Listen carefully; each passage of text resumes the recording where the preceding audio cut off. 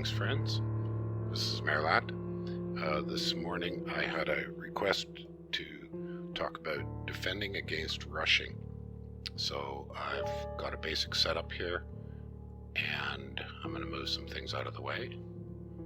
And the guest who is interested in it should be back in a few minutes. Oh no, I'm right here. There he is, TK15. Alrighty.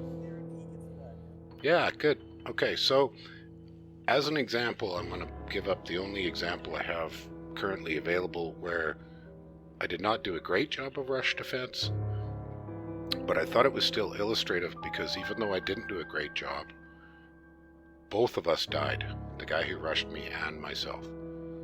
So in some ways this is a bit of a part of one of the statements I often make, is that if you're going to rush, it's a very high risk strategy. The reward can be very high, but it's high risk.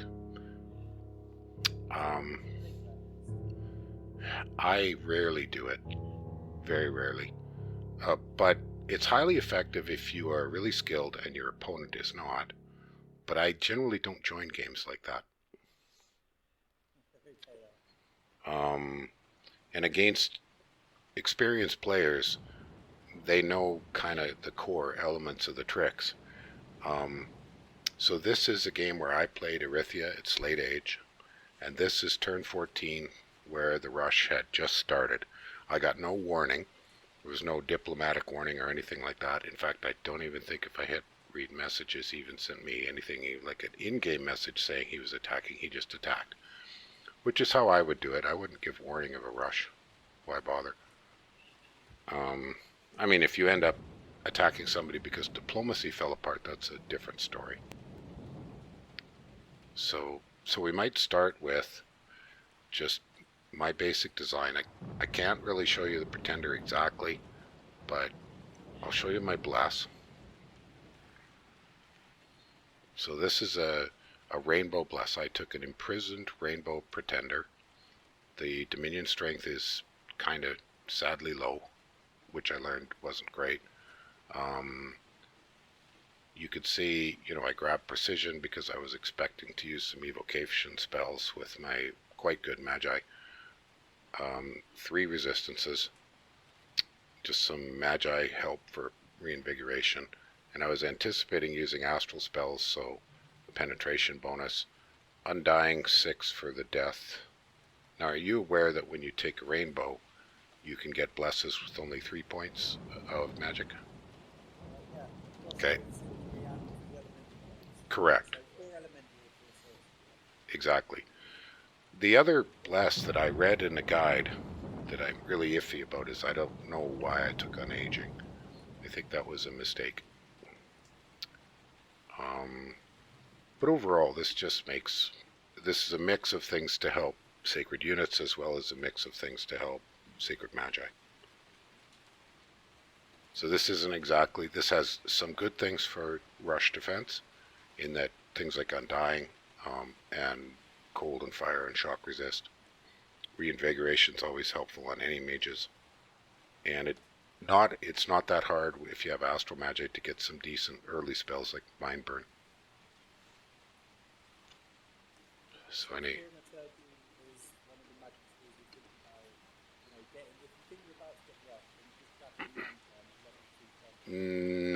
no, actually, no. If we could talk about a research plan in anticipation of a rush, I'm more talking about when designing the pretender before you kind of, just keep in mind some options. Which way you go on research is going to depend a little on who you think might rush you.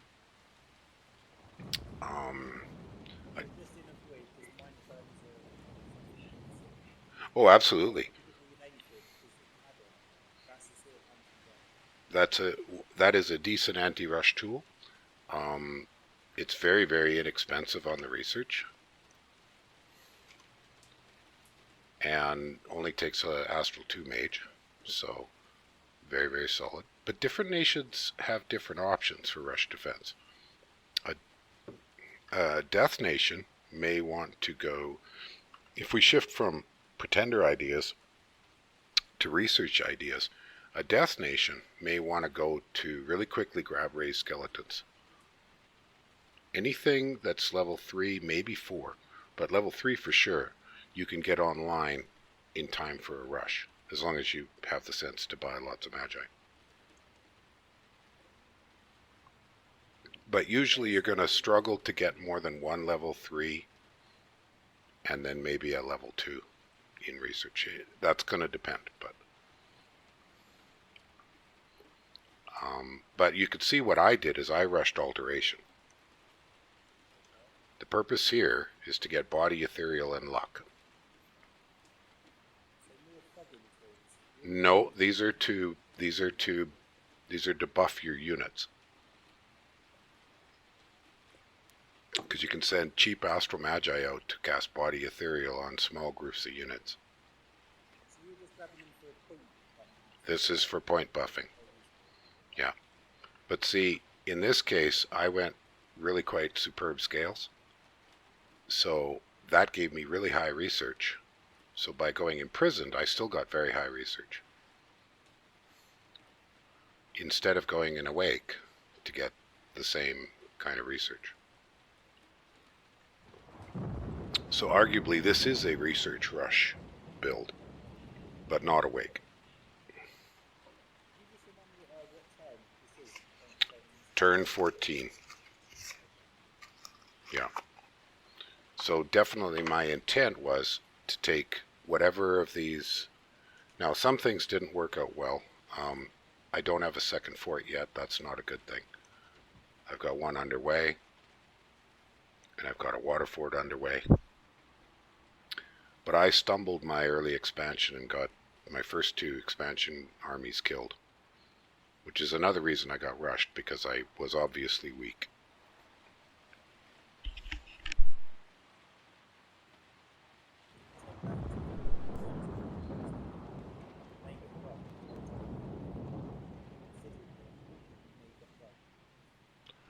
My sound is my sound low, or is TK's low? I have to move the mic a little closer to my face. There's not a huge amount more I could do with the sound. Okay, wonder if it's a mic problem. I'm gonna have to open up my sound settings. It does tend to be a little on the faint side, and I don't know that there's a lot more I can do. But I will have a look. Yeah, I've maximized out what I've got available for broadcast sound. Sorry about that. You're hearing me okay, but this is somebody in the stream chat commenting. So, sorry, but I can't help you much with that being any louder. When I edit this, I'll be able to boost it for moving it to YouTube.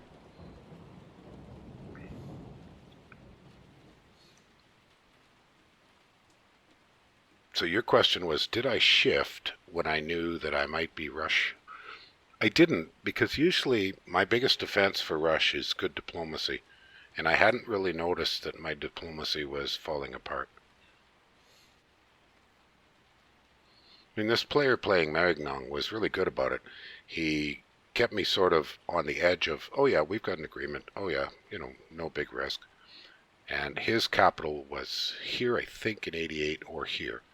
So he moved his armies. He's got sailing on everything. We can have a look here. These guys all sail. Sailing allows you a move of 2 water provinces, so any land province within 2. So to land here, he could have been there. Does that make sense? So he could add everybody sitting in his capital, and boom, they land on my capital. My next question, was there any sort of indication? Because you already said that diplomatically, you haven't really given any indications to that. None whatsoever. Was there a build-up of forces? I couldn't see it. I couldn't see it. I didn't get much luck with scouts. And I believe, if we look around, I'm trying to see what scouts I've got. Very little. I've got 1 here, and I was starting to build scouts. But I did not scout his direction. You can actually see I scouted towards Bogarus here, because I didn't personally take into account that he was my threat. I thought my threats would be Arco or Bogarus. And you can't always, you've got to make that choice. You get one scout to start. Do you spending your turns from your capital buying scouts is a risky move? Yeah. No, there was no agreement. There was no agreement. This is a question on the text in Twitch. There was no agreement with Maerlande, but he was just talking to me as if we were maybe going to make an agreement, which is perfectly legitimate diplomacy. It's a little disinformation, and he might have just not made up his mind. But at some point in his thinking, he saw that he was here in this province in 55, saw that my expansion was not terribly good. He might have talked to other players and said, he looks small.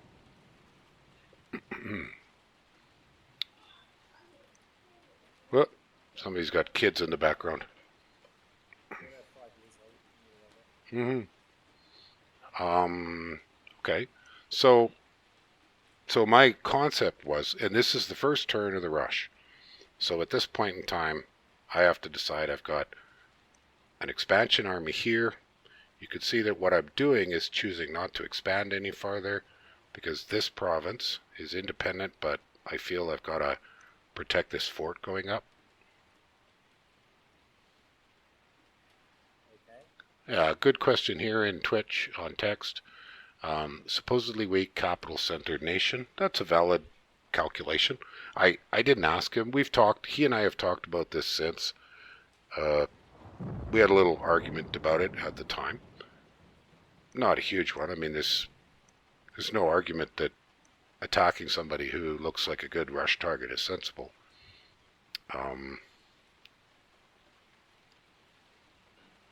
So I'm going to open up, I think, the next turn.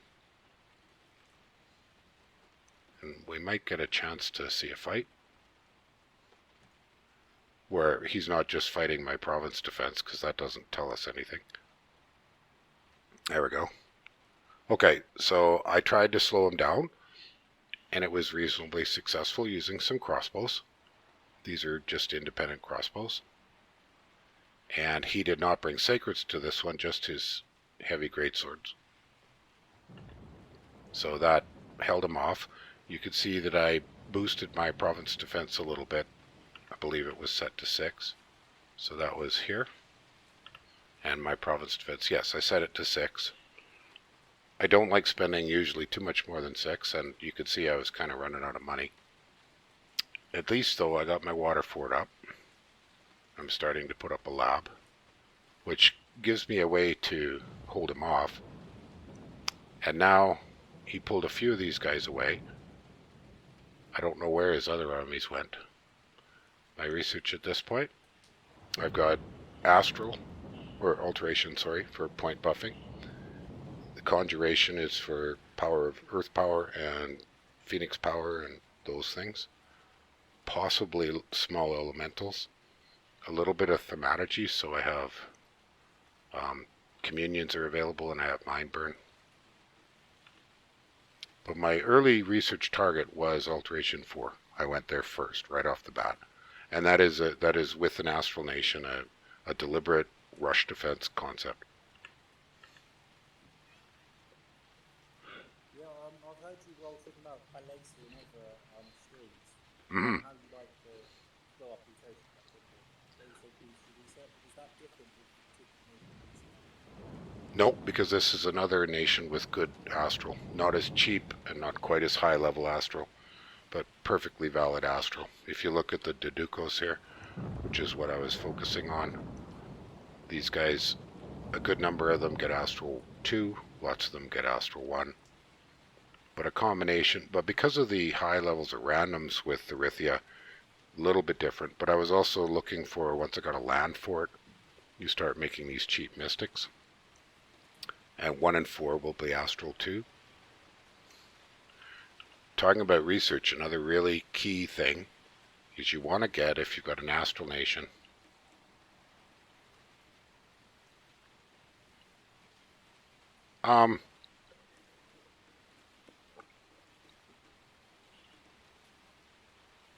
yes, Earth Meld is another perfectly valid rush defense within astral, and that's a great point. Well, weakening me if he doesn't gain. This is based on a text comment. If he doesn't gain from weakening me, then that's net loss for him. Because weakening me just makes me open for other people to take my space. If you're going to rush, you've got to capitalize on it and lock that territory down as quickly as possible before other people go, oh, free land.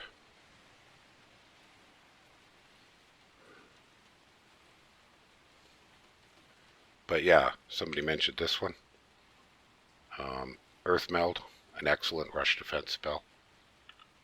And another one is even low-level elementals. You know, the little fire elementals, little air elementals. All of those things can be significant in an early rush. Especially against the human nation. Absolutely. Well, and against giant nations, Earth Meld is pretty solid. And with enough of them, you can mind burn giants to death.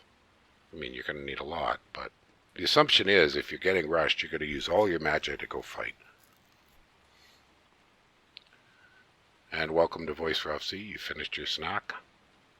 These underwater crossbows are fairly horrible. They really are pretty bad.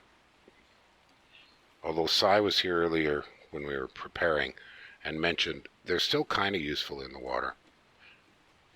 But I don't know. So let's see. Well, they're worse than independent crossbows. They have less damage and less range. We can where's the independent crossbows?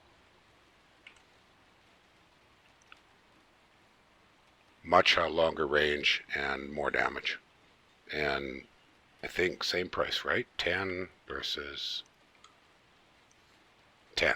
So basically the same price. So not a hell of a lot of good reason. There's no reason to use these on land.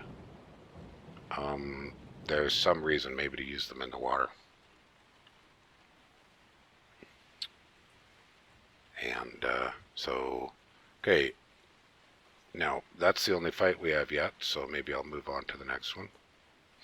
Now, I should mention, in this game, I made a diplomacy error. And that was, I teased the guy who rushed me.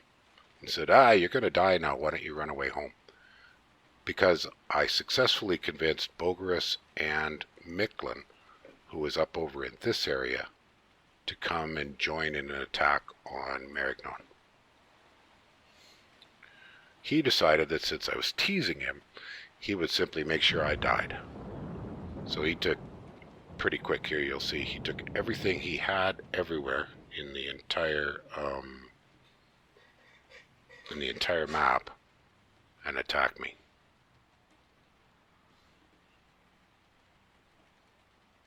Yeah. So that was an error on my part. We've since talked it through and we both agree that, you know, teasing him didn't do me any favors. See, that's the thing. Teasing in diplomacy can be kind of fun, but it could be a very poor idea with somebody you don't know really well, because they might take it wrong.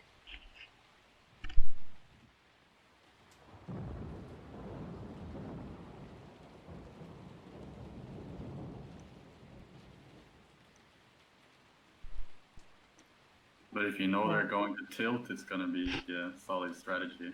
Well, that's true. I'm not sure who said that. I'd have to jump to Discord, but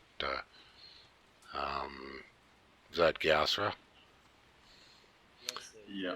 Yeah. Well, yeah. If you deliberately are trying to make somebody salty, that's valid.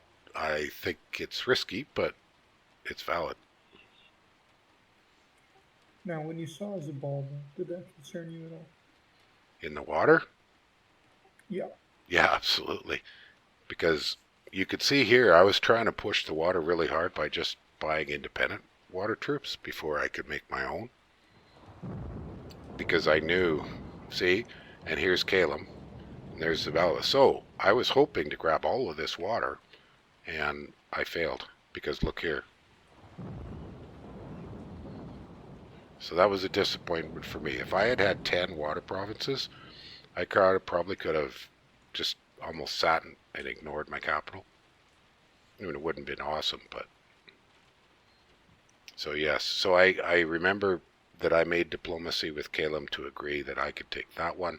These were his. And Zabalba, I said, okay, I won't bug you. Because I was already being rushed.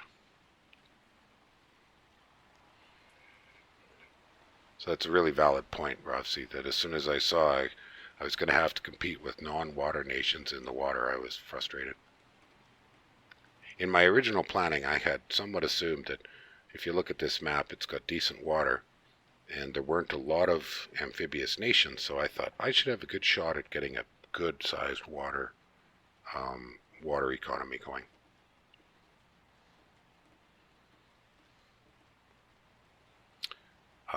So we still don't see me trying to counterattack, but here you got 90 and 80, and this has only 10. That's his capital. So basically he's abandoned his capital. He's pretty much abandoned this fort, and he's just going to make sure that I'm going to die. Oh, Naira. Hey man, how you doing? This is my teammate now. Oh, he left. Well, he was here for a moment, so. All right. He's still here. Oh yeah, he's just muted. Yeah, so he's my teammate in another game. Oh, that's you. Right. Okay. Now, what else can I suggest? I'd like to bring up a point made by Lucid, and I'm also going to mention it in the text. Lucid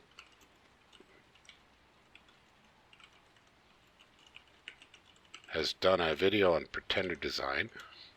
I can't easily grab the, well, I think Naira, he just means my teammate.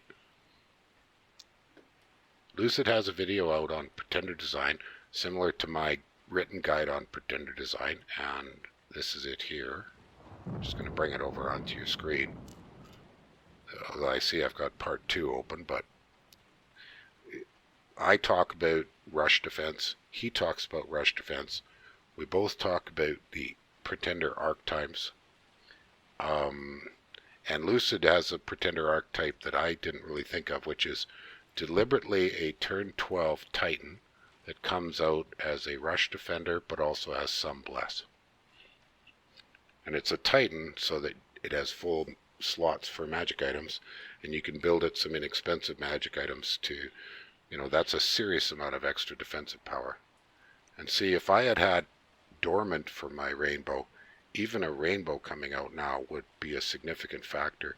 Now I've got to worry about, because I'm imprisoned, my pretender's going to be killed if I can't hold this capital fort for, what are we at, turn 16? I've got 20 more turns to hold this capital fort. That's not a pleasant thing to worry about.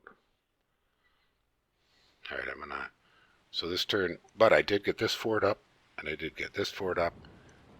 I've got a lab, I'm making mystics. Down here, I'm making pearl mages. They're aquatic only, but I do have some options to build them something to breathe air. And it gives me some nature magic. Not a lot, but the idea at this point is I'm still thinking I'm going to survive this rush. Yes, I've lost some income, but I haven't lost, I've still got 2 forts, so I'm not losing the rest of my income. And my diplomacy with everybody else is solid. I have agreements with Bogarus. I've got peace with Arcos Valley. Do you know his bless at this point? Yep, I'd have to go back to 14 for that first fight. We can look it over. 14 was the turn he attacked. Oh, what am I doing? How did I get it? What the heck happened there? Oh, wrong game. Sorry, I got a lot of games loaded.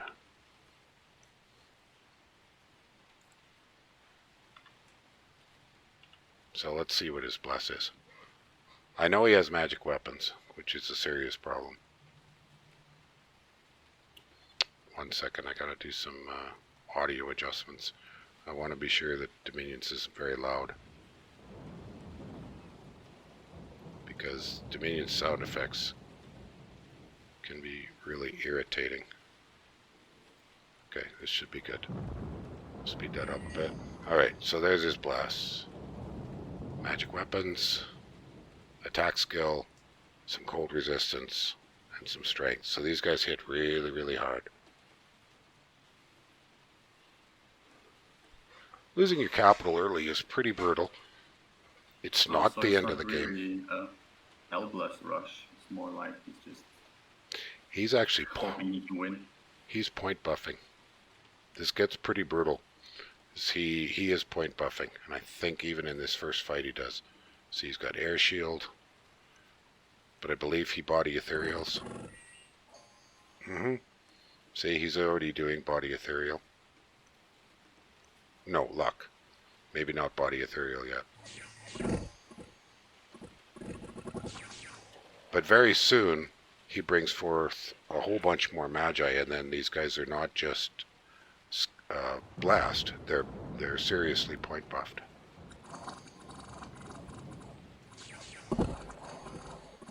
So he took some hits. These guys are not immune by any means. Not against crossbows. Yeah, those are those kind of wimpy crossbows. That's just province defense. Oh, you notice here he's also using freezing mist. That was painful. That was quite painful, because I think that was one of his plans, is with his cold resist, he's pretty resistant to the freezing mist. And that's a classic of air water nations. So he also did a good job of using advanced and cast. So his magi are coming forward quite quickly, and he's also communioned up. So he's got his strategy was pretty solid. So it's definitely not entirely rush. He went probably magic scales for good research, because he's got good evocation, good alteration. So I'm going to jump back to turn, I think, 18. It looks like I didn't record 18, or I didn't archive 18. I've got 17 here. Okay, this should be me counterattacking. No, this is just me trying to defend.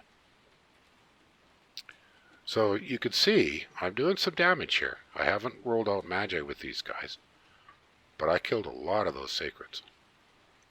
Depending on his scales, that's many turns of capital recruitment. You can see though he's amalgamated more of his magi in a single battle. And here is Bogarus helping me a little bit. Part of my diplomacy. Another fort is complete. So that's now level 2 fort. So the commander points are significantly improved. Yeah, so 2 commander points. And I've got enough gold, I've actually going to upgrade it one more. This fort is being upgraded already. First Mystic coming out. I'm just making the simple javelin guys, just so I have something to hold up walls. And this is where that fight was. So I wasn't able to bring magi out, because my thought was, if I could come across and cut them off, but I still lost that fight. And I think we'll see more point buffing in this one, if we watch it quickly. You can see he's significantly broader. Yeah, so he's doing some point buffing, some luck. It's not really getting maybe where he intended it, but it's coming.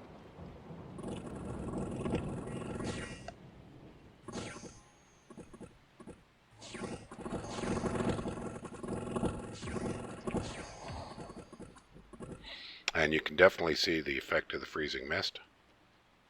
That's pretty painful.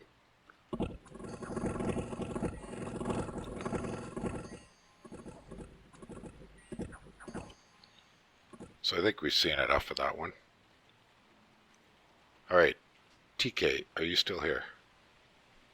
Yeah, I'm still here, learning a lot. Good, good. So this was your topic. So let's see if you got any. What other questions might you have about this? We've covered sort of some basics of research priorities. decent spells for defending against a rush. We haven't really seen an example where I've been able to use them yet. We've seen things you could do with the Pretender to help rush against a rush. Maybe one thing to comment on is just the use of some province defense to help you with a trap. I don't like to buy a lot of province defense, but there are times when maybe buying 11 or maybe even 20, if you could back it with Magi, could actually do a lot of damage. You're kind of doing a bit of an attrition fight right now. You're trying to make it so painful that you could then negotiate. I think that's very valid in a rush defense, is if you can hurt them enough that it's too expensive, you can then try to negotiate a ceasefire. Maybe you can cede a province or two or buy them off.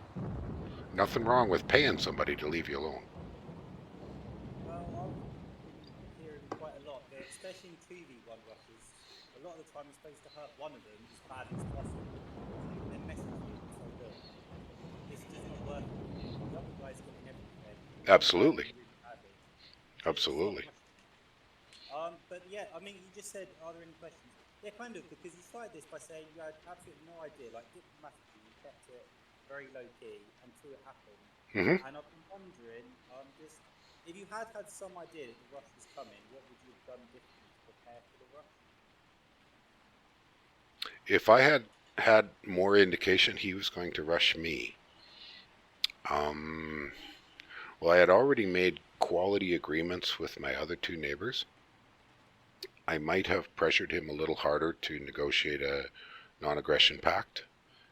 I'm not a big believer that those stop anybody from anything, but they do stop some people because some people are afraid of the reputation hit if they break them. I might have tried to buy him off, say, hey, it's looking like you might be rushing me. If I give you 500 gold, will you go fight somebody else? It's only going to work if you don't pay him until he doesn't. I wouldn't pay him before. Does it work? I don't know. Some of these are kind of conceptual. The vast majority of rushes I've had to face in the past many years has been people who are mad at me from something I did outside of the game, and so have deliberately planned when they join to kill me. So I don't know what you do about that. I don't think that was the case in this game. The Maerlande player saw that I was weak, saw an opportunity. See, he knew if he was going to rush, he had to sail. So his choices were to the east or to the west. So if rushing is kind of in your plan, it's something you wanted to do, and then you have to decide which way will I go. He really only had two choices. Like across the river, he wouldn't have had any intelligence, so that's a blind maneuver. Not across the river, across the pond. So if I was just putting myself in the head of the Maerlande player, I would have been going, okay, I've got sailing, I've got this good bless plus the sailing Magi. That's a combination that suggests a rush is in my favor. How can I make an efficient rush? But your question was, what else might I have done? Well, one thing I probably for sure would have done is I wouldn't have had armies sitting over here to my west, because I had a quality agreement with Arco. So I would have pulled them back sooner so they could have fought behind some province defense. I would have set up an ambush here and probably had somebody patrolling my capital. It would have even been worth a couple of well set up Magi and then all my troops patrolling to help the province defense in the capital. That would have made a big difference. Because you can see, if we jump back to turn 13, I think it was,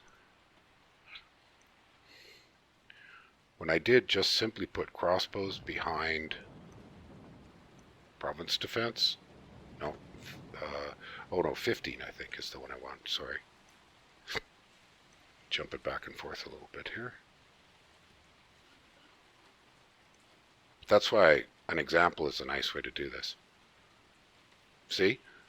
I mean, 19 crossbowmen is pretty cheap, and that actually chased away one little attack behind only 6 province defense. If I'd had 11 province defense and say 40 crossbowmen, maybe a couple magi, I could have held off. Does that make sense? Yeah, so a very small BB dump plus crossbows to sort of hide behind the PD. And possibly, Sort of deal with the small raids as well. yeah, and possibly a couple of magi. And then when you script them, you'd be setting them up. See, if we look at these guys set up, they were placed just behind the PD, the crossbows. If I had had a couple of magi, I probably would have placed them, let's see, I would probably put them right there, or even there. Not a big PD dump, no, that's what I mean by, because you still want to be using your gold to buy magi and troops. But, 11 is a viable amount. I might buy 20. Well, my normal PD I buy is 6. If I'm building a fort, I'll usually bring it up to 10 or 11. And the crossbows are very, very solid and cost effective. Plus I had high resources, so see here, not a huge number, but I would do, if I was doing a PD dump in the early game against what I think are raid parties, I would go 10 or 11 PD. There's other reasons to use 11 unrelated to defending. But definitely if I was defending against raids, yeah. Yeah. Just as a side note, the reason for 6 PD is first, it has the same scouting route point as 19. And second, some events are stopped by more than 5. And the reason for 11 is some events are stopped by more than 10. Some bad events.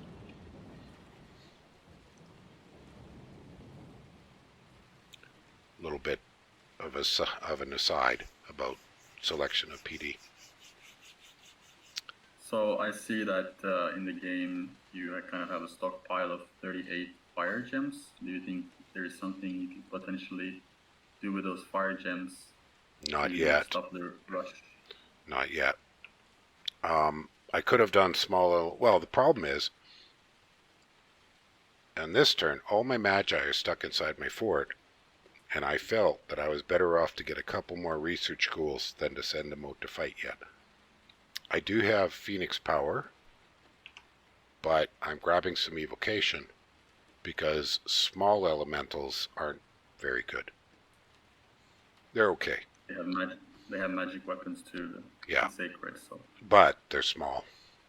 And he has magic weapons, so ethereal elementals aren't going to be great without hit points.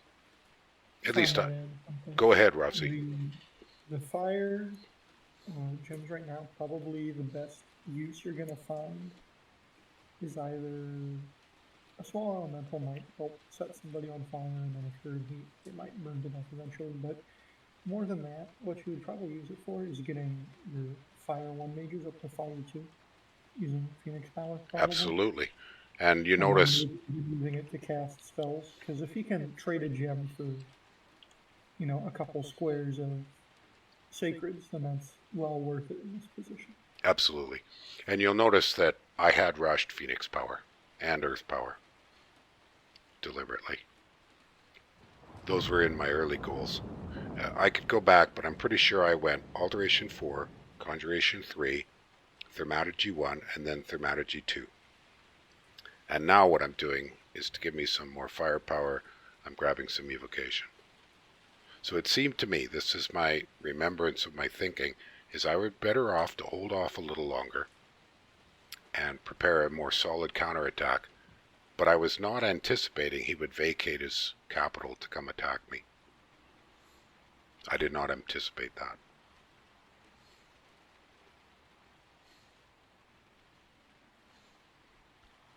Yeah, I mean, he's also kind of on the clock because he's not doing any research then, so... He stopped his research completely. When you take Yeah, every exactly. single mage on attacks, your research is stopped. So whatever fighting you're doing is with what you've got now. And again, I thought if we move up to a little bit later turn, I thought that the fact that he was in a 3-on-1 war, he would start to negotiate. I was wrong, but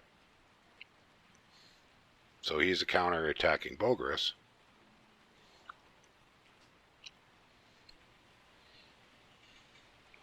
Yeah, see, I think here might have been my opportunity. See, he took everything here, went and kicked Bulgarus off his fort, but then I knew he was just going to come flying right back.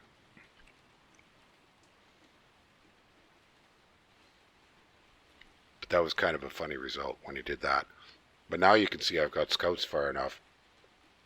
Micklin's already sieging his other fort, so he's going to lose that because it's empty.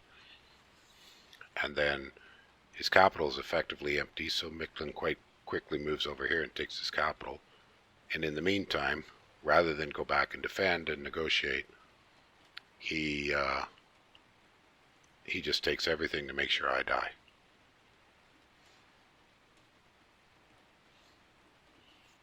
All right. So back to TK. Any further questions? No, right now I'm just following the action. Sort of taking it turn by turn. Just on this particular turn though, the 3v1, of course they weren't in a 3v1 at the start. Was this just experienced players that just how No, I was to this club and then come to the meetings? Or did you do anything? asked them. Okay. So there was a bit of diplomacy going on as well. Absolutely. No, I asked Bulgarus, and he said, "Oh, I think Micklin's interested," and he asked Micklin. And if I remember right, I gave them a bit of a bribe. I think in Bulgarus's case, I told him if it gets any worse, he can have this fort,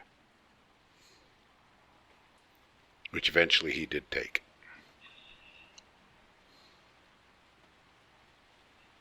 That makes sense? Yeah, it does. Yeah.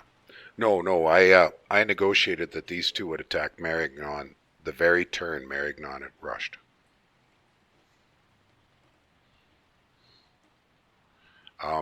Naira made a good point. PD dump does work far better with some magi. You can get away with a few, or even better, one or two thugs. Because the advantage to the PD is it's gonna keep that thug from getting swarmed and have the harass penalty. On the other hand, the disadvantage to PD is you'll get hit point routed. Many years ago, a friend of mine would build, I think it was with Shinnoyama, he'd build these really cheap 10 gem thugs, and then he would calculate exactly the PD that was less hit points than the thugs, so if all the PD was killed, the thugs would not run away. That's very meticulous. Still, I will do calculations of hit points and use techniques to keep at least 30% of all the hit points on the battle out of combat until you've completely lost. And you need to add in the hit points of your PD. I mean, you guys all probably know about that. Once you've lost 75% of the hit points on the battlefield, everybody runs away. Looks like everybody knows about that.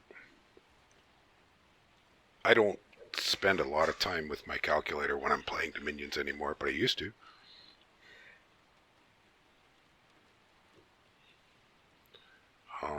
So we're still not really seeing me do much other than, I'm building up underwater. I'm getting a second fort so I can make more magi. I'm pumping magi out down here. Sorry, Mohammed? What was that? That was Morster? Yeah, just one question. Yeah, about go ahead. the 75% hit points. Do summons affect that? So I Mhm, summon they do. some of skellies? They add to the maximum. In battle summons add to the maximum. Okay, thanks. Yeah, so big hit point in battle summons like elementals increase it, and then that's why it's really hard to route a skeleton spamming army, because all those skeletons just keep adding to that maximum. Yeah, makes sense. Mm. Now, would that mean that a spell like mass regeneration and having a regen bless would in turn prevent you from rotting as easily? It should. Absolutely. Naira just made a point. He thinks mindless are a little lower. I don't think so. I think it's pure hit points. I think the hit point route feature that Ilwinter put in the game is strictly hit points. I don't think it matters if it's a construct. Carlos, how are you? Hey, I actually tried to build a Garth or a Garfa with that reanimation idea, put in a voice text VC. Okay. Can we get to that in a bit? Because we've got a question that was asked prior to me going on stream from TK, which is how to defend against a rush. We've covered a bunch of it, but unless I get too tired, I'm happy to move on to a new topic. And we could definitely look at Agartha. I just don't want to jump around too far. Systematically going through it turn by turn. When you got rush to the end of the rush, just about things you could have done. Okay, well, let's just keep, fairly quickly. That was 19. Let's go to 20. No, wrong game. Sorry. You see, this is what happens when you YouTube. You get these huge lists of games. Okay, so I'm trying to raid him in his own lands. Oh, no, what I did is I sent a really, really cheap counterattack against my capital to clear it up, get some province defense, get recruiting again. And then I lucked out and got this guy. So he's interesting. Now, I may have shifted. Yeah, you notice, see, I'm going for some construction research now. Because I'm thinking, I can do things with this guy. Yeah, Loggy's page on routing would be excellent. I should read that in detail. I sometimes am not accurate on my mechanics because people learn new things and I don't always stay on top of it. And you can see here, what I'm trying to do is just, using things I can afford to risk and that can sneak away back into the water, keep them a bit busy, keep them off balance. Sadly, now I think Micklin just used a scout and I just had a scout, so nothing really to see there. You can see here I'm building up bunches of the mystics, getting that fort maxed out, and I'm pumping crossbows out in that fort. Just various. Yeah, I got mind burn. If we went back to turn 14, I had mind burn available right away.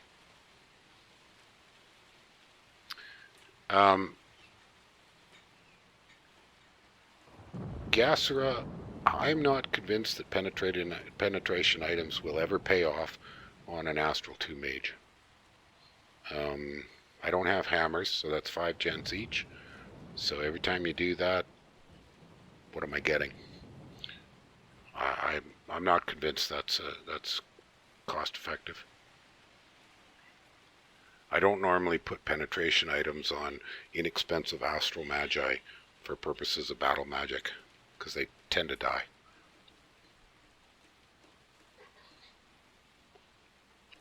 So there's not a lot to see in here in turn 20. I'll just keep sort of shuffling along. Things get pretty crazy eventually. 21. This is some months ago, so. Yeah, penetration is far more for mind hunting. Far more. And or Vengeance of the Dead. I put penetration items on Communion Masters that are going to cast things like Master and Slave or Undead Mastery, or other large, like AoE or large scale stuff. So I'm counterattacking. And at this point I'm thinking, okay, with enough counterattacks, but there we go. Back he goes. Smack dab right on top of my capital. 220 units, so more than half of everything he's got in the entire game. Now he's up to 12 magi with them. So arguably I could have maybe patrolled, but then I wouldn't be researching. Patrolling with just troops I knew wasn't going to do me any good. So, you can see I'm still not choosing to do a counterattack. I'm still waiting. I am going to try to expand down over here. And I'm constantly keeping an underwater force in these two provinces so I can counter-raid.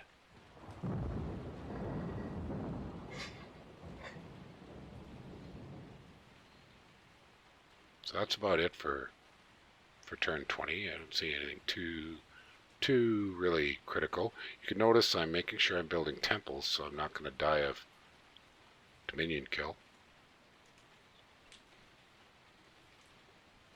In some ways, you're a strong force in the water. So I would say counteract sailing in some ways, in as much as if he uses sailing, he went into his provinces and you're now immediately adjacent to those provinces. Whereas when he rushed to begin with, sailing gave him an advantage because he couldn't move the counterattack. So this one. But the trouble is, he doesn't care. Well, no, I mean, it's clear that, I mean, it's not really cheap. Just trying to. Well, I would.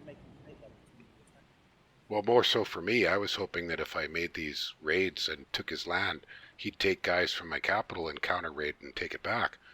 He doesn't. He just ignores it. And then I get a little bit trapped by, I can't raid here because Bogarus promised me to attack there. I can't raid his capital because Maerlande promised to attack his capital. So then I'd just be suiciding my own amphibious army against my allies. So there's limited things I can do, but at least it's a threat, or that was my thinking at this time in the game, that maybe yet I can make it so painful that we can negotiate a ceasefire. It doesn't work. So that would put us on 22.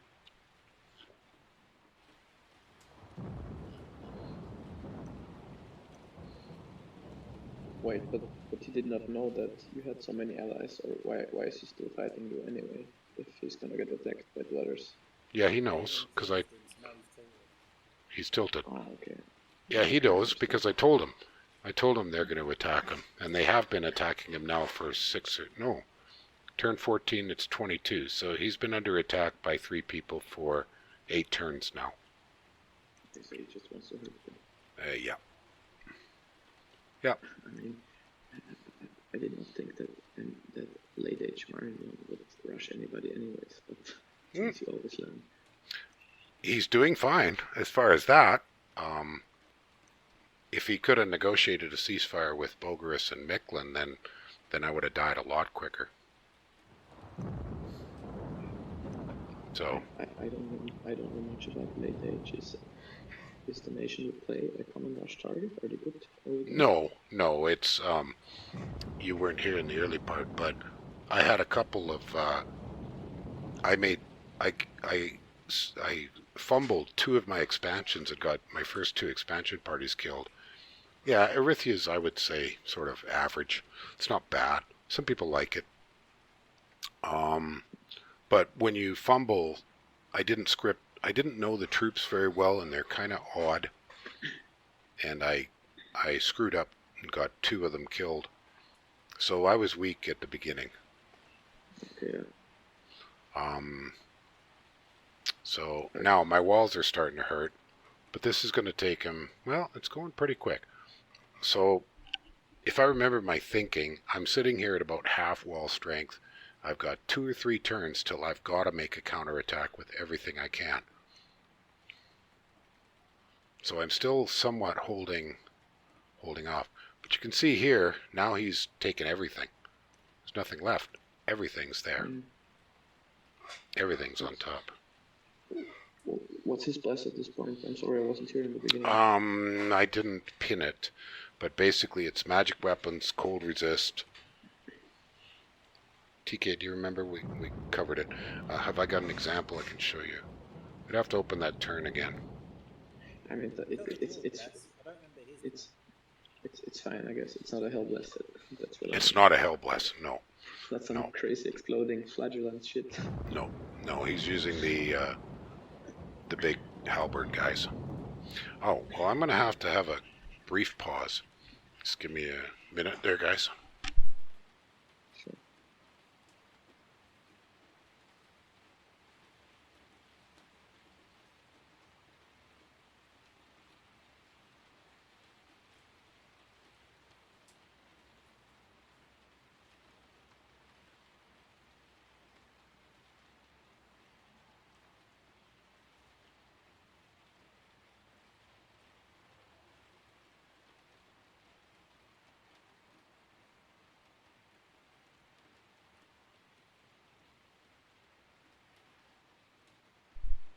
All right.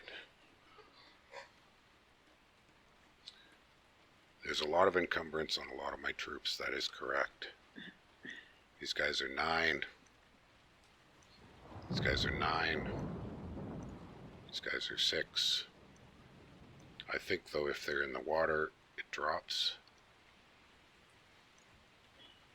Yeah. So in this game, it seems like you're the only real underwater nation, as far as I can see, right? The only, let's look at the pretender list. I mean, is there Atlantis? There's no Agartha, there's no Atlantis. Yeah, well, somebody asked earlier that why didn't I get all the water? Well, Calum took an amphibious pretender and grabbed this water before I got there, and Zib did the same thing. So I had assumed in the game start that I would dominate the water. That didn't work out. But in the long run, you're still real, right? And they don't have water mages, right? Oh, no, he's right. Well, Zabalba could go water. Yeah, you're right.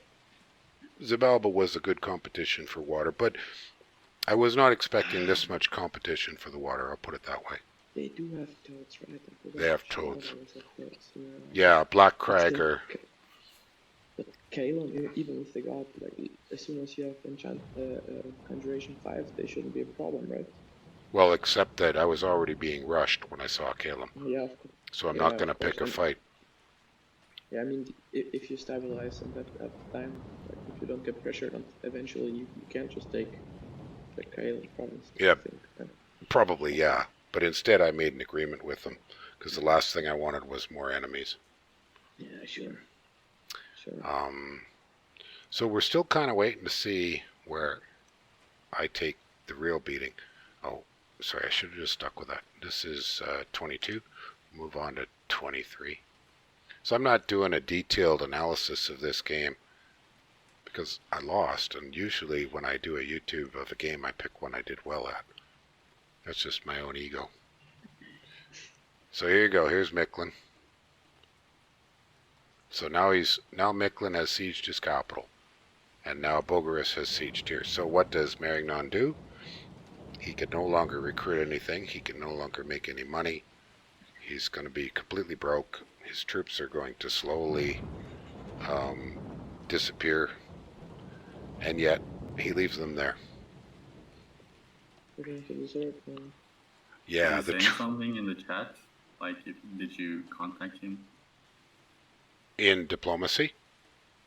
Or you mean, Yeah. right? No, our diplomacy kind of had deteriorated to not talking to each other. I was kind of mad at him. Well, no, I did actually make a public complaint in the game channel that Suicide Rush is kind of a cheesy move. So that just made him, I think, madder. I don't know. Sure. I can't totally speak for what was in his mind. And maybe by this point in time, he decided that he was going to die no matter what. So why not make sure I went out with him? But, like, I mean, at this point in time, I don't see any use in moving that army anywhere else. Exactly. You're not gonna. You should have just changed the strategy a few turns ago. Now Exactly. there's nothing to do anymore. Like, Yeah. yeah. So, we can look at my research. You can see I've got my construction. Oh, I must have shifted around. I'm trying to get big elementals. That's not even bad research. No, my research was quite good. Yeah. Yeah, it was. And I'm still site searching because I have not given up at all. You know, I'm thinking at this point in time, I have not lost. And so I'm still site searching. I'm still building infrastructure. I've got lots of money. partly because I can't make anything in my capital. But, I've got 3 more forts pumping out I just magi. realized you're getting 2k gold per turn late age is crazy, man. Mm-hmm. I have really I good saw them scales. fight. Yeah, Yeah. yeah. No mods, I believe. No, I believe we could just check here. Where's the mods? Anyways, no, to the best of my knowledge, there's 0 mods. This is a vanilla game. Well, I'm just going to keep moving on in the turns. I'm kind of just trying to look for... I know there's 1 or 2 really big fights where I counterattack and we both get pounded pretty hard. So Micklin is just chugging away. Okay, so he's breached, but you can see I saw the breach coming, so I've put just about everything possible to try to kick him off my capital. And I've put everybody out. Everybody, I've moved, should have, yep. I brought all the mystics. I brought all the crossbows. So I'm going to try to send him packing for home. And my hope and thought was I'm going to win this, and he's going to lose everything, and it'll be game over for him because they have no retreat path. Yeah. Yeah, Morster, could you go push to talk or something? Or turn down your sensitivity? We're hearing a lot of background noise. Yeah, I'm sorry, I forgot That's okay. to mute. I just got something to drink, so. Yeah. So I think we'll just move on to turn 25 and see this fight. I think it's safe to say that this was the beginning of the end. That's not the one. Don't know where those came from.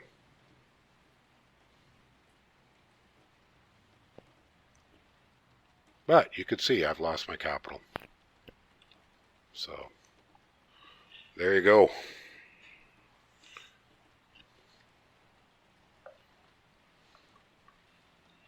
Now that I look at the map, the decision to rush seems a bit weird because he only had 1 angle to attack from. Yeah. Because there was this coastline there, and he just kind of had to beeline straight for your capital. Like, he couldn't attack from multiple directions. You can see here that I just didn't do enough damage. That is just nowhere near enough damage. So this is the beginning of the end of the game. I mean, it takes a long time for me to actually die after this. But even so, my capital's lost. That means my pretender's going to come out on top of an enemy castle. It means he's got money again, at least some. And then when he goes inside the castle, well, that's nothing. So I think you guys want to watch this? I don't think I made anything much for errors. Actually, before we do this, let's just back up to the previous turn, which was 24, and just see what I was scripting. So we'll look here.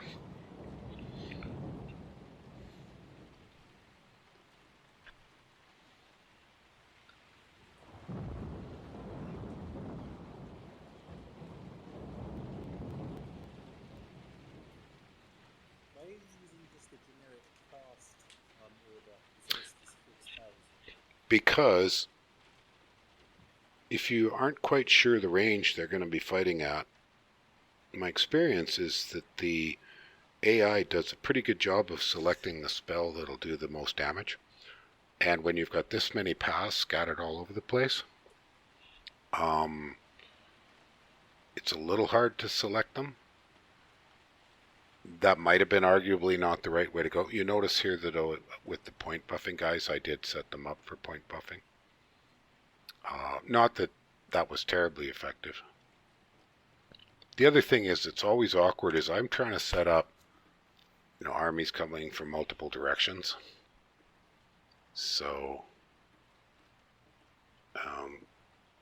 looks like that guy I should have scripted, but Sometimes if I'm not really sure, and to actually pick the spell, you've got to sit there and think about, okay, how far away, where's he going to line up? I think it's safe to say he's going to line up on the very back, as he's been doing previously.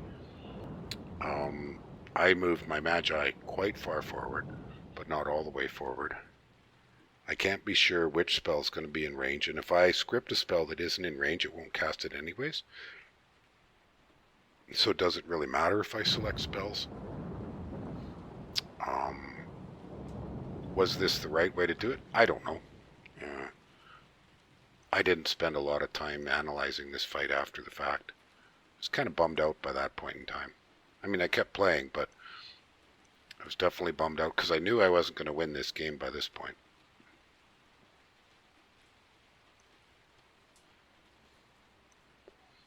The giveaway will be, do these guys cast anything useful?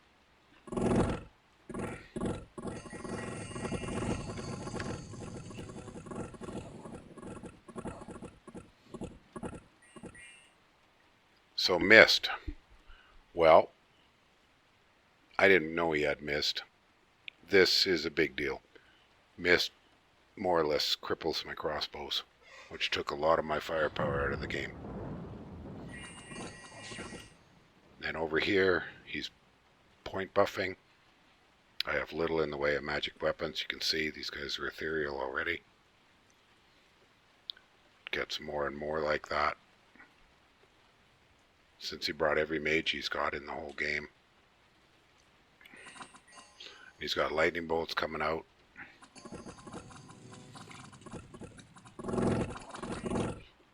And he did a good job here. This is just a sacrificial squad. You know, bait me, sucker me into a blob in the middle. It's a good call. I did do some point buffing on a bit of the cavalry. But you can see that my crossbows between the body ethereal and the mist are more or less doing nothing. So my opportunity when crossbows were really useful are kind of gone.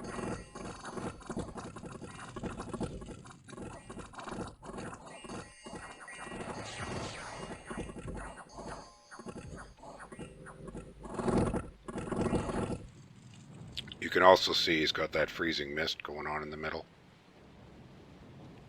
That's doing a heck of a lot of damage. And even the slime sure doesn't hurt.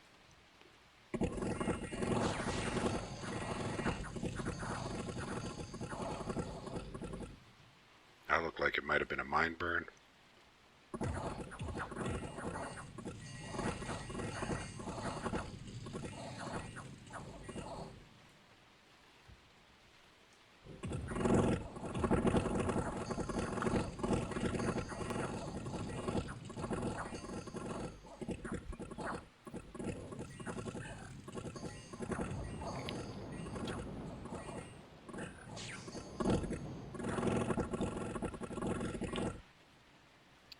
So I'm not really sure what else to say there.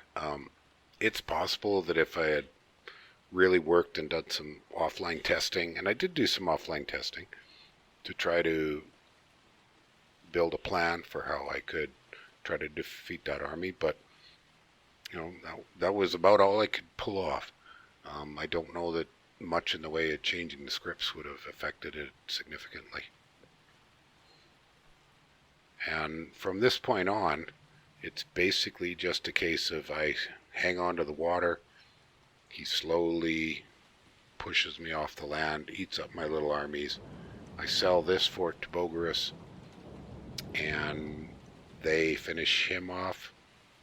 But I'm not sure why he didn't die of Dominion death. That's the other thing I thought might happen. But I think he had enough Dominion, and these guys didn't make a special effort. So he kept going.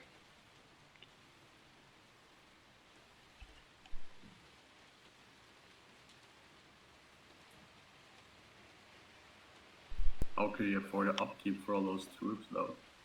Yeah, he has your capital. Well, the thing is that the deserting function isn't very fast. It takes a long time. You only lose a handful a turn, even when you're bankrupt. From my experience, I don't think I've seen more than losing. Even a big nation only loses a handful of guys throughout the whole nation every turn. Plus, he's no longer broke. I mean, he might not have much money, but...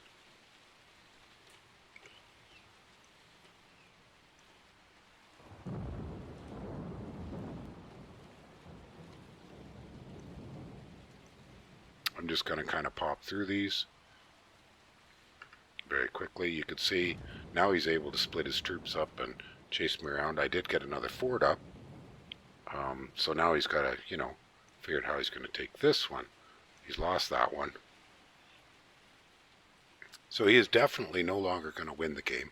There's just really no way. And I'm a long way from dead.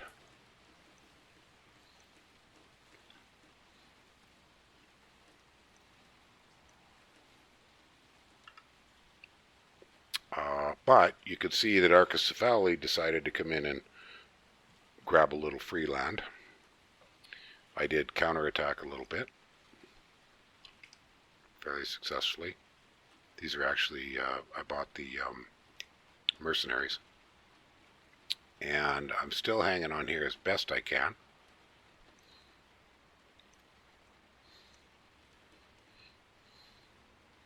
So it's 27.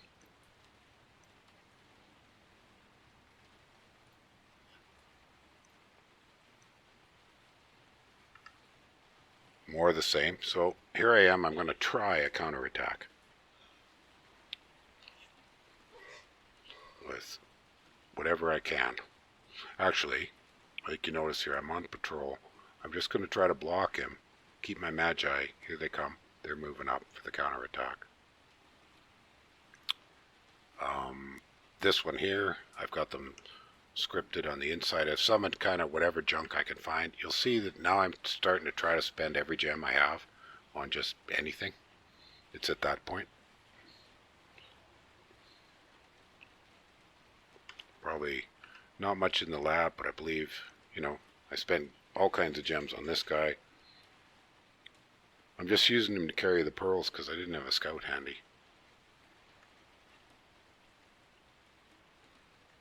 So that's 28. Let's move on to 29. Pretty soon here we see why I finally lose.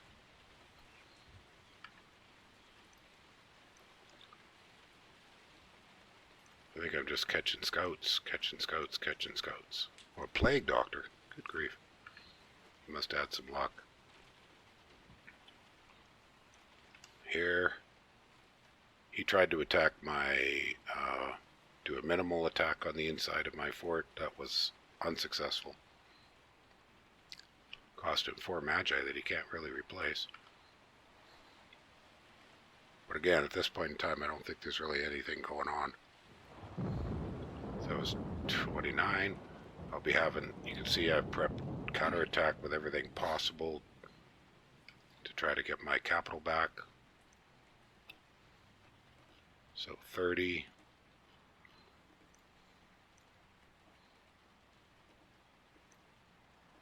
Yeah, so this is when I knew that it was game over.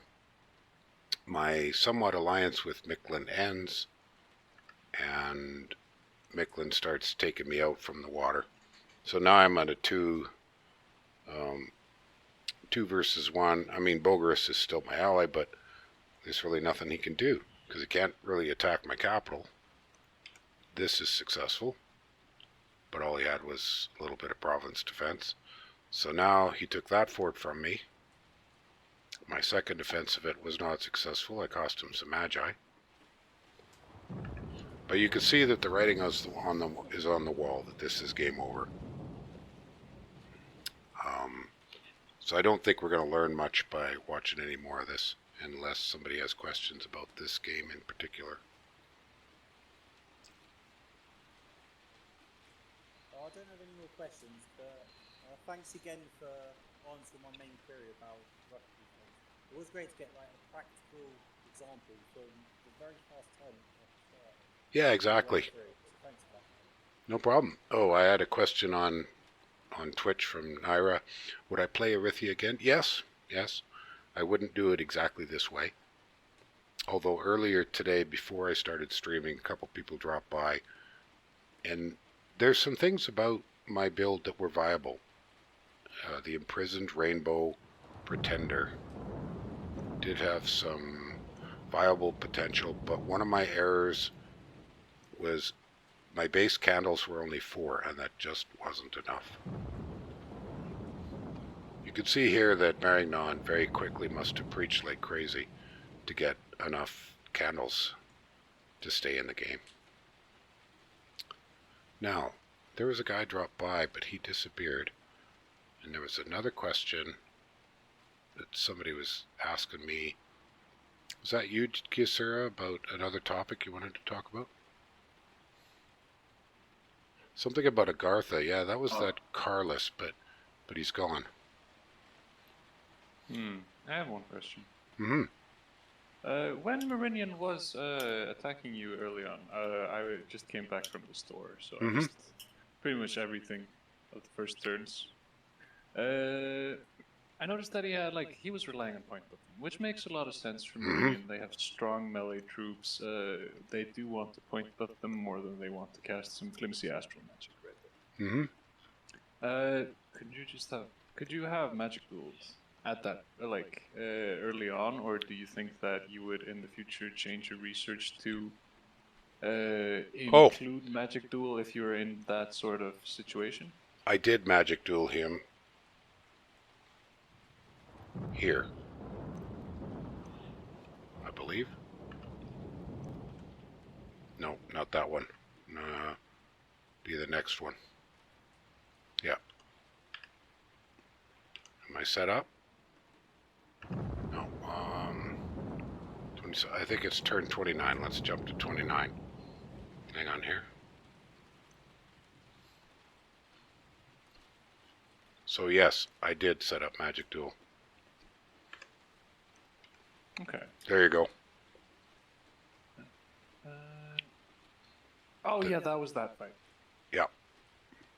Yeah, and then when I attack here, I also should be lots of magic duel going on. Yeah. Magic duel, magic duel. Magic duel, magic duel, magic duel, magic duel. Great. Absolutely. Yeah. No, as soon as, but the whole thing I was talking about that you might have missed was I was trying to build up until I could attack his army on my fort at the last minute to get as strong as it was, to get a one-shot hit. It failed, but that was my idea. Now, I think I just got Magic Duel. Or maybe, yeah, no, I've had it for a while. Magic Duel evocation.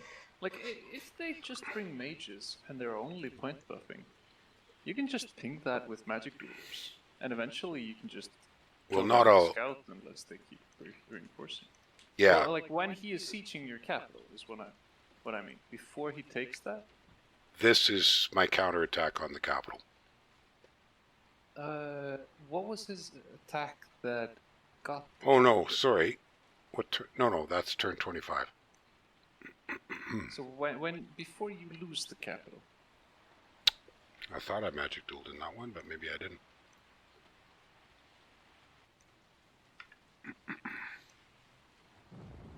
This one here? Looks like I didn't. Admiral chart I makers, don't know why. Royal navigators. Those are all astral? No. Some. Okay. 1 and 3. 1 and 2. Can I take a look at the total armies? And how many of your guys are S at that point? Are which? Or astral? All of these guys, I think. And all of these guys. That's kind of heavy beat. That. Yeah, Unfortunate. and that might have been a major error on my part that I didn't bring the pearls along to Magic Duel. I don't remember. It looks like I didn't. We can back up to the previous turn.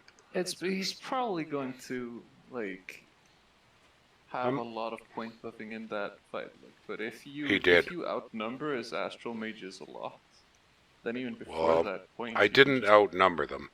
I think it was roughly equal. Yeah. No, I did not. I set them to point buff. And their units are far more effective in point buffing than yours. Yeah, yeah. So I think that And I might have didn't bring any. done a big difference. Oh, Did you no. have researched? Looks like I got a couple here. Yes, I just checked. I had it.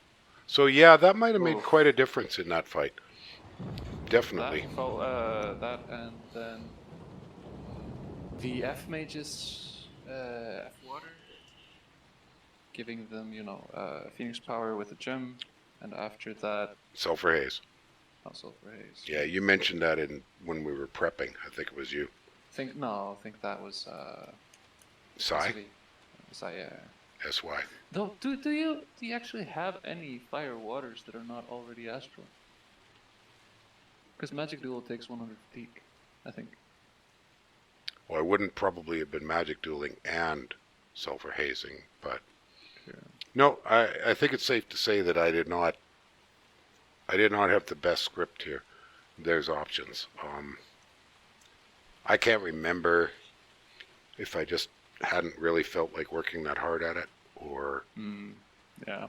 I mean, by this point in time, this is turn 24, so I'd been under rush for 10 turns, and every effort to diplomacy had failed, and he had clearly shown that he was going to suicide on me no matter what I did. So I may just have not made the effort. When he attacked you first, what was your research like? It was good. Solid. It was what I think would I have be... a question regarding the use of the gems, because I see that you waited until you had lost your capital until you decided to desperation spend all your gems. Is that kind of a typical strategy, or? Oh, no, but I don't think I really felt that there was anything worth spending them on. So this is, again, it's a little hard. This is my research the turn he attacked. Oh, yeah. So I already had my point buffing available. I already had Communion's Mind Burn, and I was going for Phoenix Power and Earth Power. Looking at this nation, I would say you would go... Evocation... Conjuration 3 for Light of the Northern Star. Light of the Northern Star is 5. It's a long ways away. Yeah, that's a long ways away. No, it has to be 4. It has to be 4, It's right? 5. Oh, you're right. It's 4. Yeah. Tough call. So I mean, seeing your units, I don't think you should really go Alteration 4 this early. Most of them seem to be great with the luck point buffing, and Well- luck point buffing on more units rather than luck and body ethereal point buffing. could be. I mean, that's an alternate. I'm not really trying to. I mean, I guess the focus of this question and answer session was, what sorts of things can you do against a rush? I don't think perfection of Erythia was my intent even at the start of this game, because I didn't even do any testing. Was this his first turn attacking you? This is the first turn he attacked. Okay, and what did he bring? Right. On the cap and on the other side. Hands 6 of Astral Justice. Mages, and on the other one, I think that's just How a many? token, one guy and just a token force. which of the mages were the chart makers or the guaranteed astral one? No, they're the 50%. Okay, and the others are... Yeah. Yeah. So I think at this point, you don't have a fort up. A second fort? No. Yeah. So no, what that's unfortunate. so what I'm doing now is the fort was underway. Well, you might have missed the part where I mentioned that I stumbled or fumbled my first 2 expansion parties. So I'm far smaller than I should be. Far smaller than I should be. Which is partly why I got rushed, right? I mean, that's part of why this was a good example, because if you fumble in the early game, you do open yourself up to the potential for a rush. That's true. Yeah. Oh wow, hour and a half already. Holy cow. It's amazing how quickly streams tend to go. But I'd like to move on to a new topic, if somebody has one. Because, we have a random topic here, pretty funny and interesting. sure. So there's a bug in the game where if a unit has the same form on land and underwater, and it's recruitable in both places, it does not show up as being recruitable underwater in the pretender ship. Good grief. So if you Example? go into your Eritrea game and you look at Zabalba and you look at their there's nothing that indicates you can make it underwater, which you can't. And this is especially troublesome if you look at middle-aged Zabalba, because most of their frog mage finds is actually recruitable underwater. They have 3.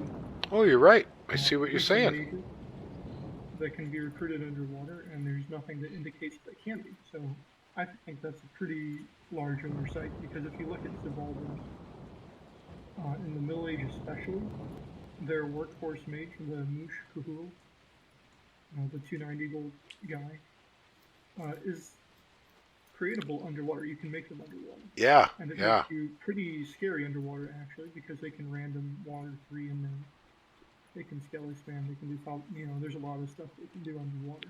Well, wait a minute. Why would you not think you can recruit this guy? Oh. Well, what? Are you saying that? Yeah, but see, there's nothing here that tells you. Does it say these guys are... Oh, can be recruited in underwater and coastal forts. Okay, let's go back to the Zabalba.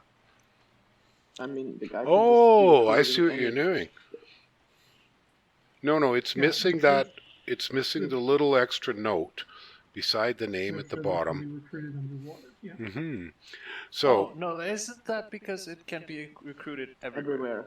Yeah, exactly. If No, it has no. limitations, it states the limitations. No. Like, can be recruited in coastal and underwater, but it cannot be recruited inland. As an example, you can find other mages that don't have any notation, like a Tunglook is an amphibious mage, but you can't make it underwater. Right? And what does it There's say? nothing that says cannot be made underwater. It just does. Oh, you're right. You're right. So the default for that kind of thing is No, that it can so- only be made on if it's so more That does not say can only be made on land. That's right. yes. Well, Because more it importantly, can be made underwater as well. it doesn't tell you you can't build an underwater fort. Does Zabalba tell you you can build an underwater fort? No, Well, it doesn't but say even you if can you build can't fort build in an any- underwater, yeah, even if you can't build an underwater fort, can only be recruited in underwater. But you're right; these As two. an example of why this is an issue, you have late age Atlantis. It's a bunch of amphibious Mm-hmm. troops, including an amphibious mage that can be made anywhere on land. There's no notation that says cannot be made underwater for the amphibious mage. So the default, if there's no notation, is for a land nation, this can be made anywhere on land. Yep. Zabalba, middle-aged Zabalba, is a land nation. They start on land. They have amphibious mages, but there's nothing that says that you can make their mages underwater as well. Yep. I would bug report this. I think you're correct. This is in the. Yeah, it's in the errata type stuff. With Shinigami's Kappa, they can be recruited in underwater forts. There's nothing that says you can recruit them in underwater forts. In fact, if you haven't played Shinigami before, you might not even know that you get underwater forts as that nation. Right. But you do. Well, see, and that's another piece of it. There's nothing here saying, you'd think that nations that can make underwater forts, it would tell you. Because let's look at Zabalba. Does it tell you you can make underwater forts? Nothing. Yeah. Yeah, that's an errata type bug. We used to have a separate bug thread for errata, but it's all kind of all in one now. Yeah, that's a good point, Ruffsy.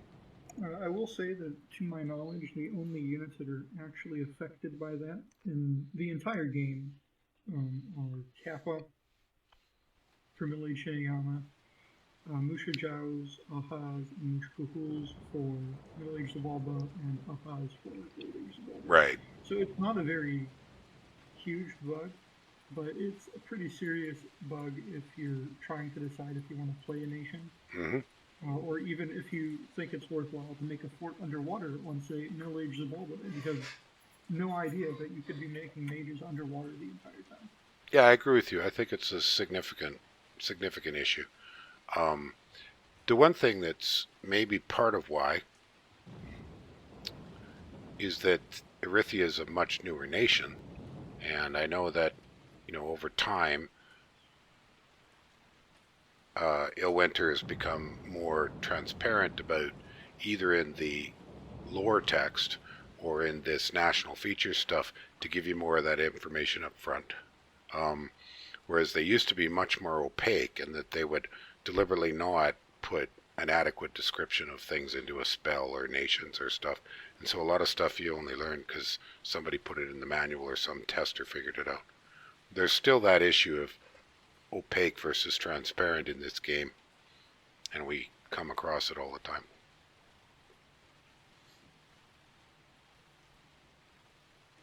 All right. Anybody got... I might sort of wind down. I think we've covered quite a lot of information. My favorite nation. What is my favorite nation? So a little bit of history. Maybe I got a game? Oh, sure. No, those are a little too recent. A little bit of history. I started this... When I started in Dominions 3, I only played the Monkey Nations. And the reason was simply because I read a post that said Monkey Nations can never win because they have bad province defense. I took that as a challenge, and so I practiced them until I got good with them. I'm still very fond of them. Yeah. But most of my favorite nations are because something about them in the lore just twigs me, or I'm very, very fond of nations with good astral. And sometimes the lore is really interesting. I've never been a big fan of Norse nations, maybe because it seems to me that Norse mythology gets too much treatment here in North America, and we ignore, say, our own indigenous mythology. It's not well understood or well known. I'm not surprised that Ilwinter hasn't got much for North American indigenous mythology besides the Aztecs and the Incans. Well, and those are kind of South American, Central American. But I would be interested in some of that stuff. I mean, having Coyote, the god of the plains, the trickster god of, he's like the Loki of the Canadian indigenous people. That would be an interesting concept. There's definitely an Arctic theme, but Ilwinter are Swedish, so they know quite a bit about Arctic. And do we know if new nations are planned? Does Ilwinter communicate in any way? Sometimes they'll give us a heads up of what the next new nations might be. Yeah, sometimes, not always. I would say I wouldn't be surprised if they make more nations. They almost always do. Just based on the past. They probably will stop at some point. Well, but yeah, TK's heading out. Take care, TK. Mostly, every large patch usually has one new nation. But we also have the in-between bug fixing patches. But I don't know. Yeah, I don't know. I'd like to see like a couple maybe overhaul patches, sort of like what they did with the Pines. This should work. Goat and Mine. If we to kind of, I don't know, maybe touch up some of the more boring nations, like, I don't know, Ariu or Oceania.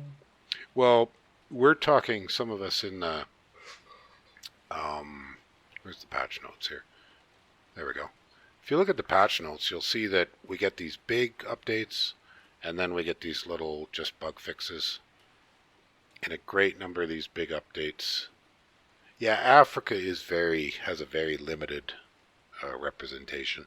Machaca is just one tiny little element of Africa. But yeah, you can kind of tell from this that Asia, yeah, this is a significant thing. As far as does anybody know before a patch comes out what'll be in it? Usually not a heck of a lot. Even the beta team. Well, the beta team will usually get a little. Sometimes. We'll get a heads up that they'd like us to test it a week or so before it's released. But we're not supposed to talk about it. Although sometimes Illwinter has said.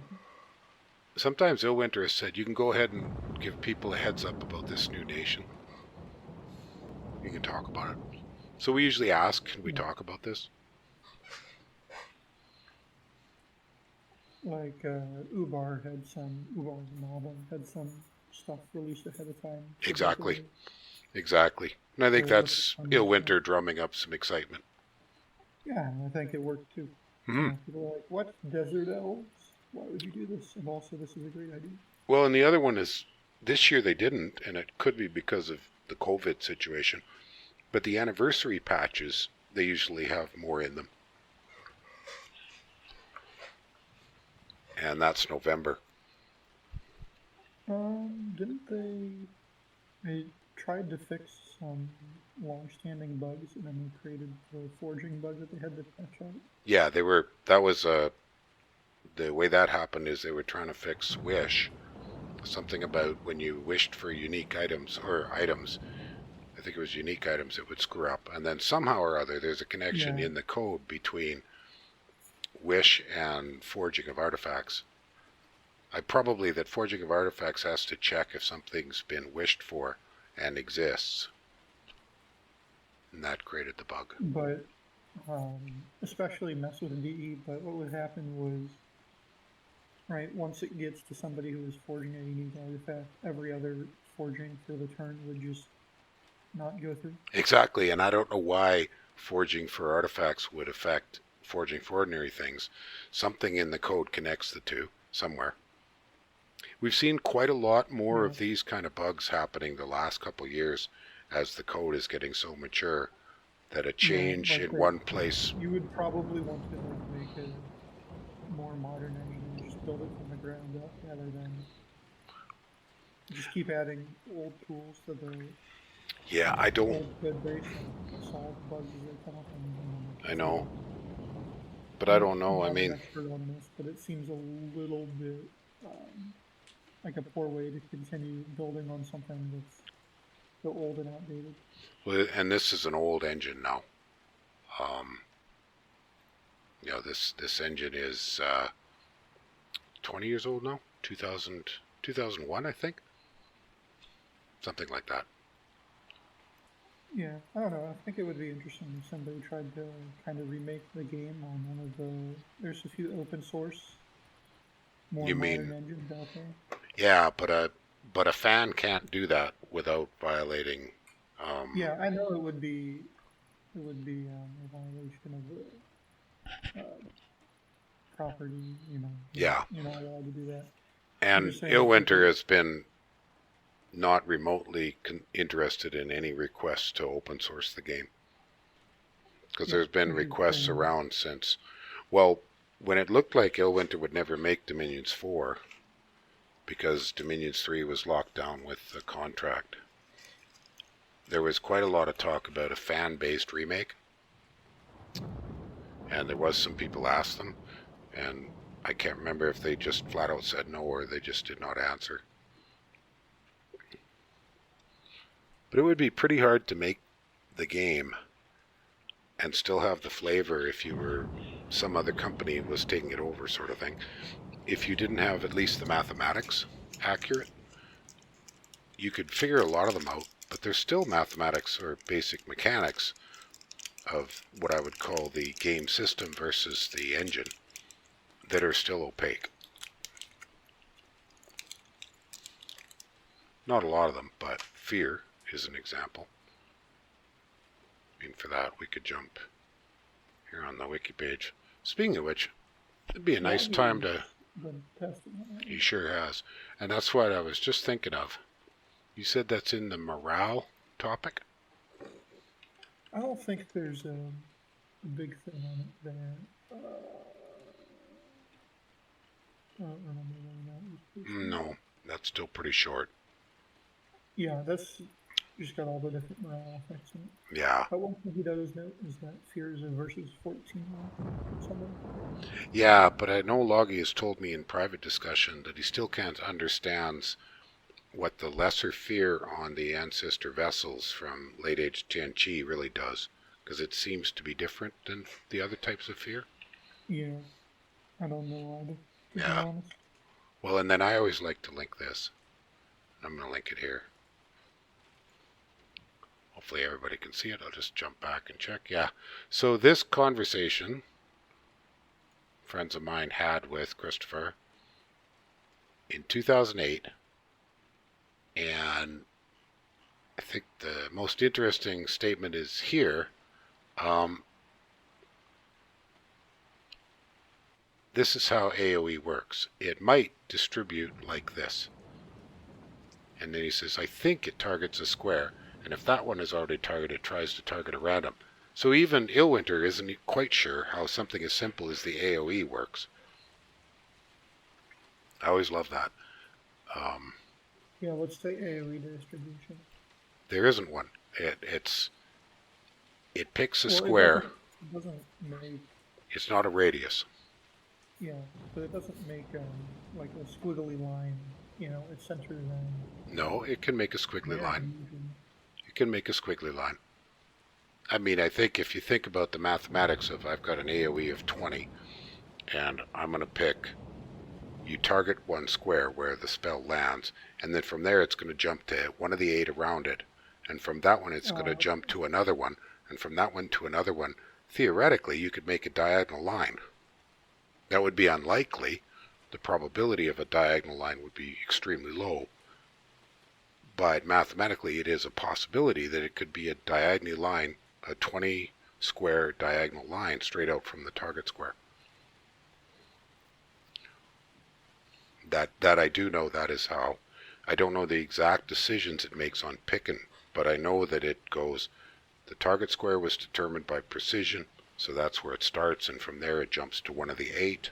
From the next one it jumps to one of the next 7, because one of them's missing. Am I making sense?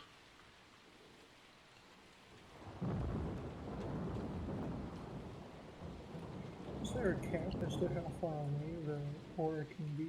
No, as far as I know. An aura?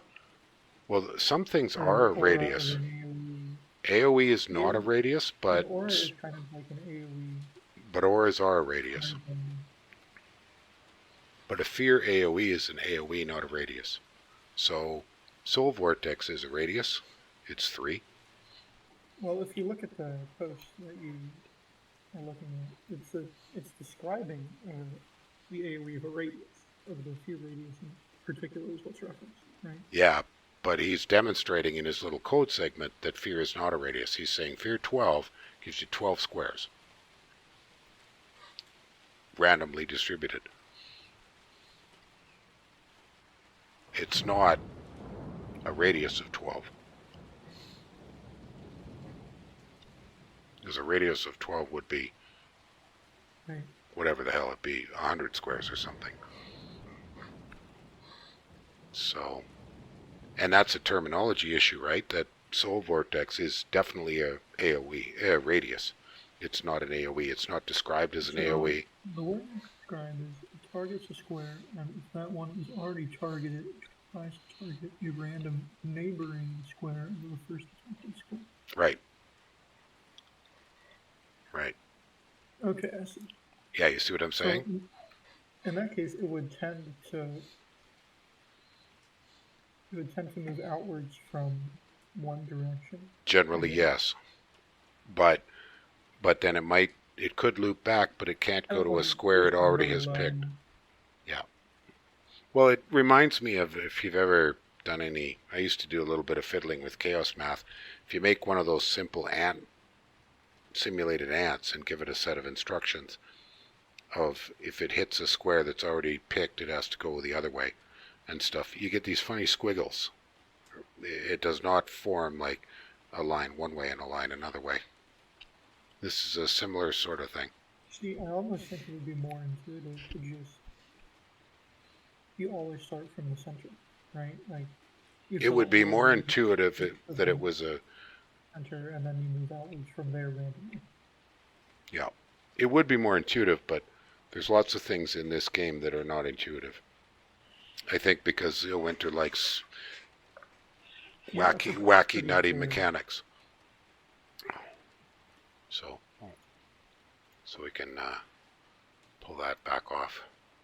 All right, I'm just going to jump back. Nobody's said any... Alrighty, Ralph C. You too? Alright, well then I'm going to wind it up, folks. It's been good, and I will probably, as long as the audio quality is decent, I'll move this over to YouTube in the next couple weeks. Thanks everybody for coming, and I'll see you the next time. Bye-bye. See ya. Thanks a lot for the talks. Yeah. No problem. Bye, guys.